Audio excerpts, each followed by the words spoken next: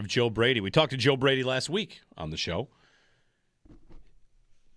And we bumped Joe Marino to do it. So Joe Marino's checking in right now. We had to bump him for one Joe for another Joe. Sorry, Joe. There's Joe Marino. Not many people we'd bump you for the Bills head coach. Not many Joes either. That's right. Yeah, that's right.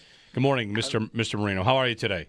I'm well, and there are too many Joes now in the mix, right? I mean, Yes. That's something that the Bills didn't clearly think through with the first name of their new head coach. So it's really complicating. Other Joes we would have to bump you for. I don't know. Joe Montana. Is he on the list? What do you do for Joe Montana? What you can talk to Joe Montana about? Yeah, you're right. You're probably right. It's all been said, right? Well, Joe, we've got, the offseason is upon us. Of course, the coaching staff has been filled out. And, we're starting to get ready for Combine. When we talked to Brandon Beane last week, he said they're putting together their pre-Combine draft board, saw the players that have been invited, so we can start to put that together when they get to the Combine in the coming weeks. The thing I wonder about going forward for this team is just – and this is like the million-dollar question I guess we'll all kind of find our way to through the offseason and through years really maybe here with Jim Leonhard's defense is how the different type of player might fit in now. Like what players that we didn't think about before we think about now. And I'm even going to like the Broncos roster, seeing how many linebackers they keep, right? Because the Bills are going to be built differently than they have been in the last couple of years. And that goes right down to the numbers of roster construction, which, of course, would affect how you approach an offseason. Yeah, I'm excited to learn all that, Jeremy. And I think on the defensive side of the football, I think there are more ways to qualify players for this style of defense than in the previous iteration under Sean McDermott. I think there's going to be skill sets that under the Sean McDermott, tenure just wouldn't really fit. And so those more lean, bursty, bendy edge rushers, those are part of this defense. The big 320, 330-pound nose tackles, they're part of this defense. The linebackers that maybe don't thrive in coverage and really are super dynamic space players but are really good downhill hammers, they're going to fit into this defense. Those hybrid slot safety type players that can, be that positionless type player that serves kind of in the overhang and towards the hashes and, can sometimes play in man coverage, get in those deep zones, can be a blitzer. Like they fit in this defense. And so I'm excited to see how this rebuilds itself, knowing that there are tons of new skill sets that can work. And it opens up, I think, more possibilities. There's more players qualified, and I think that helps with this inevitable transition where you do need to get some new skill sets on the board here for Jim Leonhard to work with. And I thought, again, like back to linebacker, I met, of all things, the Broncos page to announce their 53-man roster in August last year. And on their 53, they had 9 linebackers. Inside and outside linebackers, 9. Where, like, for the Bills, those numbers, I guess, special teams always bumps it up a little bit. But actual linebackers in the mix for this defense over the last few years is what? How many? Like 4 guys? And here's an active roster that has 9. Yes. And so there's going to be some blurry lines there because of those 9 linebackers, I would guess 4 are true off-ball linebackers, where the Bills would previously roster like 6 true off-ball linebackers. But of those 9, I would guess 5 are more of your rush outside linebacker edge type player. And so, yeah, the numbers that we're used to, I think we got to throw them out the door. We got a lot to learn here about what this roster is going to look like. Yeah, edge is the the positional tab to the click on now. The Von linebacker edge hybrid tab. Even though it's not like an official position on the roster. But yeah, in terms of like ideas for that, Joe, like does that also limit certain players at all as ideas? Like I wonder what you think about like Max Crosby, like Trey Hendrickson, like those are like maybe the biggest 2 ideas on defense that any team could have in the offseason, and like where they would fit, or guys of that profile would fit in a defense like this, where you're mentioning like, again, like maybe sometimes you don't necessarily need like the huge defensive end. Well, I think, those are Crosby and Hendrickson are 2 really good players, but very different. And I think Crosby's probably the cleaner projection to the style of defense. I think he can be that rush outside linebacker that can play in a stand-up position, where I think of Trey Hendrickson as more of a very traditional 4-3 defensive end. I think you would be able to make him work. I think there's certain players that are they transcend scheme, and I think Trey Hendrickson, when he's on, he's going to be able to beat offensive tackles regardless of what your overall front structure is. So I think that's where you can, certain skill sets are just going to work no matter what. But I think the cleaner projection would be Crosby. And, of course, there's the whole, you could just sign Trey Hendrickson. With Crosby, not only do you have to pay him probably a lot more, but you're going to have to trade significant assets to get him. So that's a little bit of a tricky needle to thread. But I know the Bills are going to invest on the edge, and I think there's going to be a lot of bargain swings there. The Bills have a lot of needs. They're not going to be able to fill every single one of them with a super exciting, high-paid veteran, right? It's just not going to happen. So where do you find some bargains? And I think this style of scheme under Jim Leonhard will help the rushers, where it's not as reliant on, hey, just always win one-on-one. I think there's going to be some more scheme elements that help. And so I think that opens up some of the, maybe you think about guys like Caleb Chason with the Patriots this year, or Arden Key as players that have been lingering for a while. They're toolsy, but it takes them a little bit of time. I think the Bills will try to find players like that in free agency and have a bit of a volume approach here to fill out this rush, because they can't get an A-list number one receiver. They're not going to get the A-list pass rusher. How do you piece it together? And I feel like maybe some bargain players on the edges where they'll go. I'm half kidding with this name, but is this like the year that Jadeveon Clowney finally comes? Because he goes everywhere every couple of years. It's like a bargain idea, just a hired gun. He's been on 7 different teams basically. So, those kind of moves where, because the Bills have had their one-year wonders and hired guns, but it's been the traditional 4-3 defensive end that they've used that spot on. Yeah, I think Clowney is a player that would work here. I'll give you 2 bargain bin edge players that I have my eye on that kind of fit that Chason, Arden Key model. Would be Arnold Ebiketie with the Falcons, was like a second-round pick, tons of athleticism out of Penn State. Actually, one year I think he led their team in sacks, and then they've been through a lot of transition with their defense, and they brought in some different pieces, and I don't think they'll retain him, and so. As a toolsy, fairly high pick, had some flashes. They kind of phased him out. Like, that would be a good swing, in my opinion. And then Kingsley Enagbare with the Packers. I was kind of been behind Rashawn Gary, and they drafted Lucas Van Ness with a first-round pick, and they bring in Micah Parsons. But it's kind of been flashy in that, fair, not a super high pick, but a reasonable tools guy that's had some flashes. Like, those 2 type players, I think, would be what Bean's going to be looking for off the edge here this offseason. Maybe more a higher caliber here, a mid. I don't know what exactly. We had Spot Trek market value him at about $8 to $9 million. Ben Solak suggested a perfect signing for the Bills would be Boye Mafe from the Seahawks. Oh, geez. Yeah, I mean, freak. Boye Mafe is a freak. I think he's probably going to be more of a $15 million player. So you got to ask yourself, would you like one Boye Mafe, or would you like Kingsley Enagbare and Arnold Ebiketie for the same amount of money, right? Those are the big questions that team president and general manager Brandon Beane's got to figure out. Yeah, these are the tough calls. Then, of course, like to get to that point where you're going to sign guys, the Bills will have to make their moves. Some moves are maybe easier than others, so they'll probably say goodbye to Curtis Samuel. That's an easy one. I feel like Taylor Rapp. And on Rapp here, Joe, like the safety position, I wonder what you think about, like, Jordan Poyer stabilized what they were last year. But, he wasn't like peak Jordan Poyer.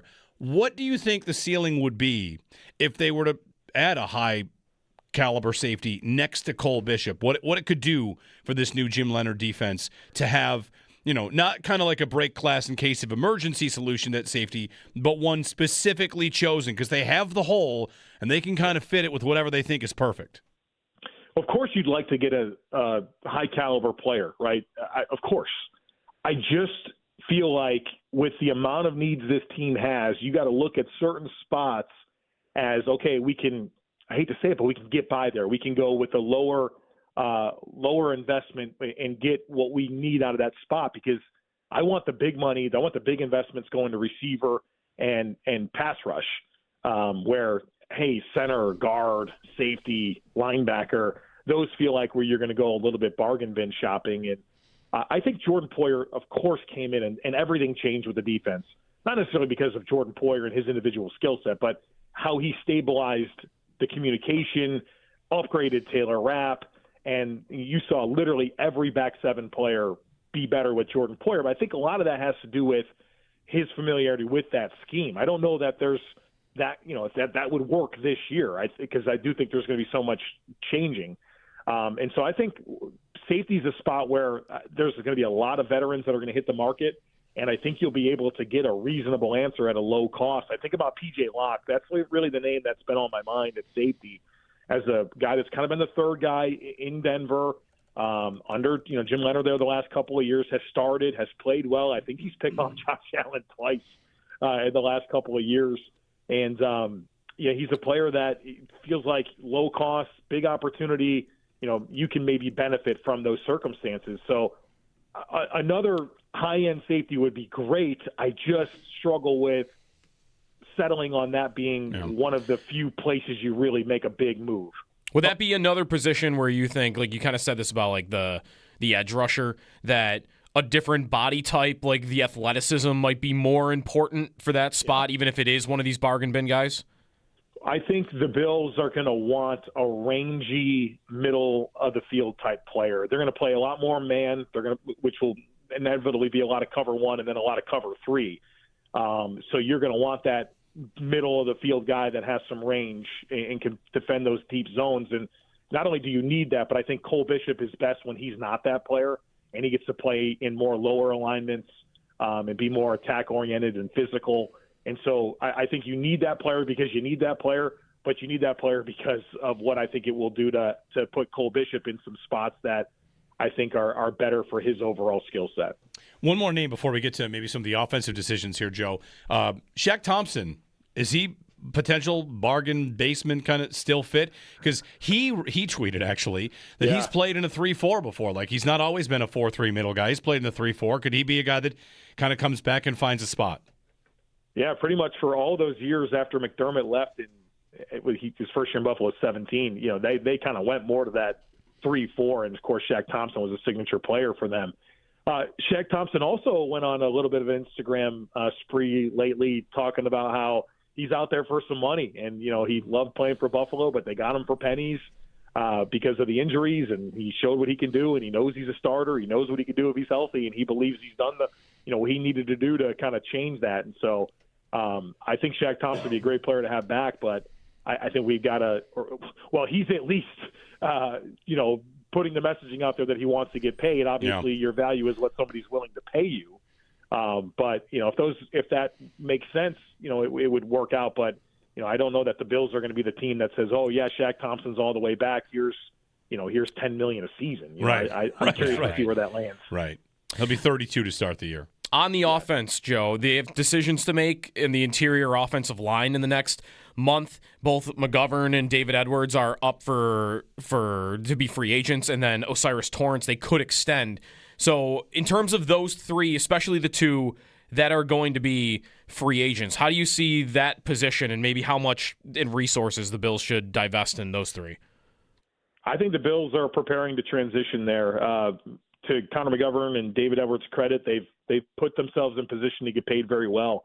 If I'm not mistaken, for McGovern, Spot Rack has him at $16 million a season, and PFF has him at $13. I think David Edwards is coming in, kind of in similar ranges as well. And with what the Bills are paying their tackles, with what they potentially could be paying Osiris Torrance, I think you got to take this as an opportunity to get younger and cheaper.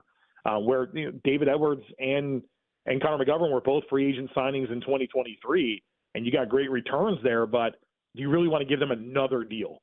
I think that's where they start to age a little bit, and just inevitably you need to get younger and cheaper in certain spots. And so whether that's looking at some of the players they've had in the pipeline, like a Cedric Van Pran Granger or Tylen Grable, or maybe it's Alec Anderson back.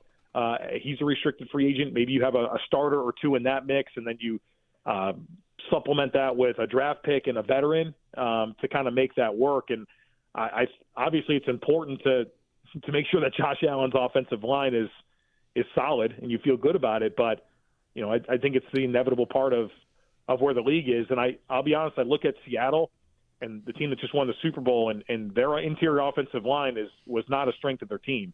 They had a rookie left guard in Gray Zanebo, a first-round pick. Their starting center was Jalen Sundle, who's a second-year player that was a UDFA in 2024 out of North Dakota State that played like 50 snaps as a rookie. He was their starting center this year. And their right guard, Anthony Bradford's probably not an ideal starter for any team in the league. I mean, talk to Seattle people. They'll tell you, that's the weak link of their football team. And they just won the Super Bowl with that. But what do they have? They have good tackles, and Abraham Lucas and Charles Cross. So I kind of think looking at that situation gives me a lot of confidence that the Bills should be willing to kind of transition there. And, maybe there's going to be some unknowns. That's inevitable in the league. And I think you got to have some confidence that you can make that work with some different options and get younger and cheaper there. What about Torrance then for that? Because the guard market has kind of exploded the last couple of years, and maybe that would mean that Torrance would get a deal that maybe would be eye-popping to a lot of people. Is he someone to you that is viewed as worth that type of deal where he would go near the top of the list in the guard market? Not for me. I don't know how the Bills view him. I could see them saying, we drafted this guy. He's pretty much played every snap for 3 years. Let's go ahead and get this extension done. And in defense of that idea, you will have a lot of value if you do the extension now, because these things just only go up. If he goes out and is a starter again all year and is healthy and has a good season again, he's going to have every argument to be paid probably around $20 million a season. My concern with O'Cyrus Torrence is I think he's kind of been the same player for 3 years. And I've been hoping to see him really take this big step. And I think he's been a good player and has value to the Bills. But are you a $20 million a year guard? I struggle to see that. Maybe this year could play out and I'll be convinced that he is. But if he does do that, then it's no doubt north of $20 million a year guard. To that point, Joe, I'm thinking about, we all cover the Bills and watch the Bills and see what they do.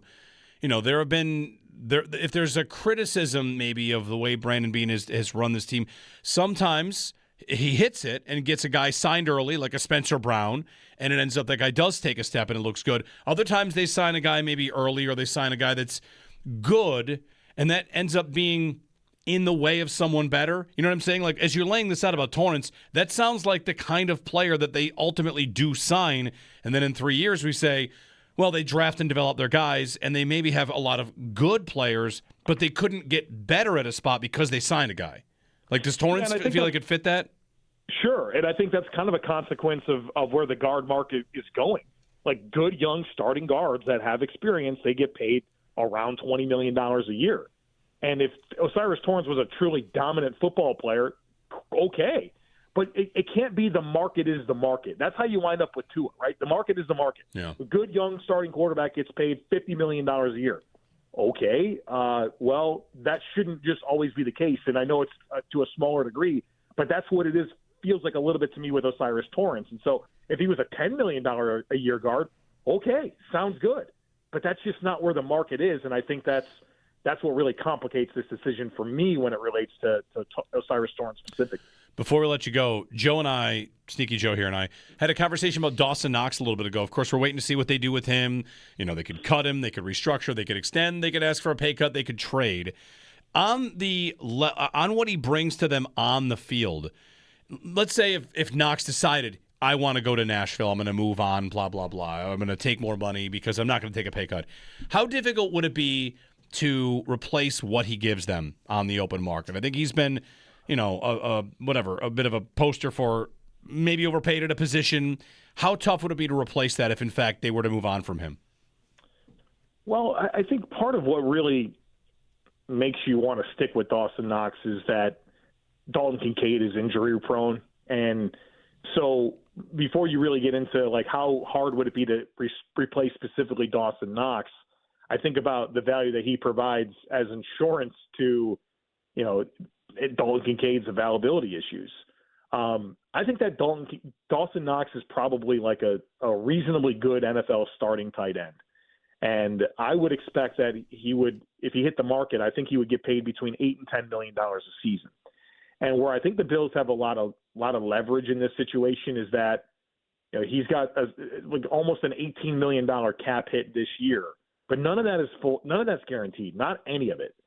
And so I think it's a very simple, hey, this $18 million cap hit doesn't really work for us. We think that you're probably an $8 million a year tight end on the market. Let's take you down to 8, keep you here. So you're going to get the same money. The money's not going to be different. You get to stay here. Your wife's from Buffalo. You have, 25 built-in babysitters by his own words on the Mitch Morse podcast. And, we like what you provide here, but we can't stick with 18. I think that's kind of a very reasonable place to land, because if they cut him, guaranteed money doesn't exist, and he's going to go try to find a deal. Well, I think it's going to be around about that $8 to $10 million year range, and I'd hope to see that come together in Buffalo. But I'm not going to say it's an impossible thing to find, but if you're going to invest that money in a tight end, just invest it in Dawson Knox. Yeah, right.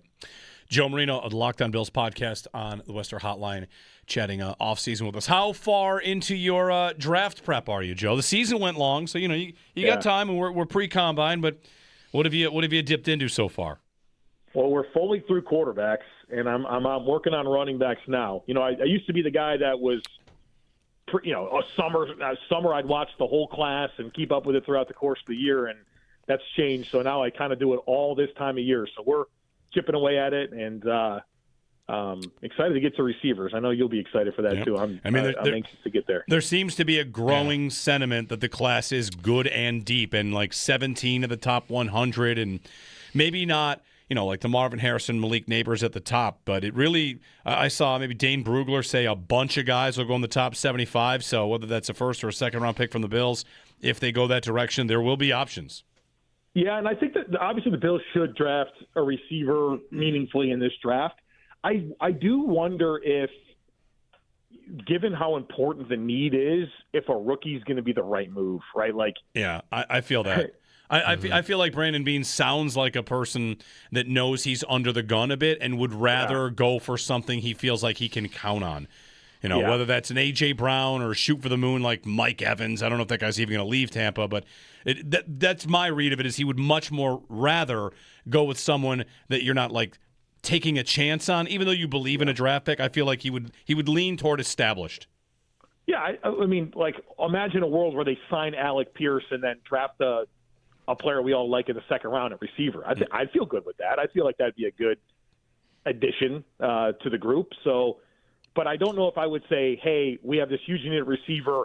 Let's pick someone at 26 and we're good. Right. Yep. That's how you get into a Keon Coleman situation again. I don't think we want that. Joe Marino of the Locked On Bills podcast. Thanks, Joe. All right, guys. Thank you. 803-0550, our phone number, if you have something you want to chime in on that. Coming up, we're going to talk with Stephen Ellis of Daily Faceoff about this Olympic hockey tournament, which is rolling. We've got Switzerland up 3-0 now on France in the third period. The Canadian women play shortly, minutes, and then the Canadian men play at 10:40 today. So we've got lots of hockey today. The U.S. men's hockey team plays against Latvia in the 3 o'clock hour.